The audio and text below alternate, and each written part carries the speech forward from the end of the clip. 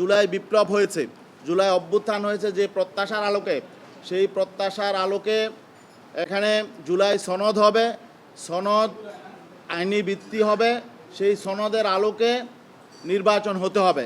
এটা আমাদের প্রধান দাবি। আরেকটা হলো যে অতীতে বিগত 53 বছর বাংলাদেশে যে নির্বাচন হয়েছে, সমস্যা ছিল নির্বাচন পদ্ধতিতে।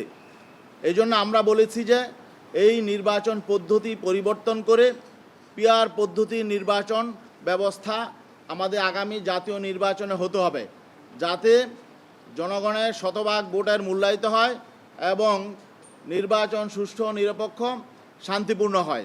এটা ছিল আমাদের মৌলিক দাবি।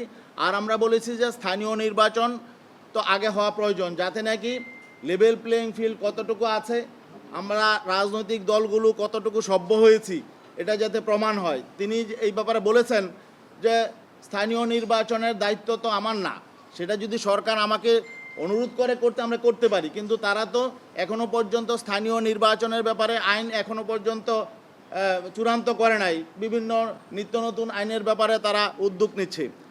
এই জন্য আমরা দেখছি যে এই যে সংস্কার কমিশন, ঐক্যমত্য কমিশন, তারা আসলে স্থানীয় নির্বাচনের ব্যাপারে কংক্রিট কোনো আইন এখনও পর্যন্ত তারা উপস্থাপন করতে পারে নাই।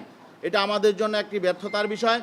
আর আমরা লেভেল প্লেইং ফিল্ডের কথা বলেছি, যেটা এখন অনুপস্থিত। এবং সর্বশেষ আমরা বলেছি যে আপনি যদি মনে করেন সুষ্ঠু নির্বাচন, গ্রহণযোগ্য নির্বাচন দিতে পারবেন, তাহলে আপনি নির্বাচন দেন।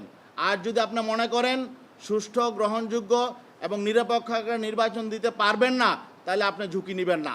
কারণ যদি আপনি সুষ্ঠু, গ্রহণযোগ্য নির্বাচন না দিতে পারেন, তাহলে বিগত নির্বাচন কমিশনের পরিণতি আপনাকে ভোগ করতে হবে। আপনার গলায় গামছা এবং মাজায় রশি লাগতে পারে, এই অবস্থাটা আপনি মনে রাখবেন। এটা মনে রেখেই আপনি নির্বাচনের দিকে যাবেন।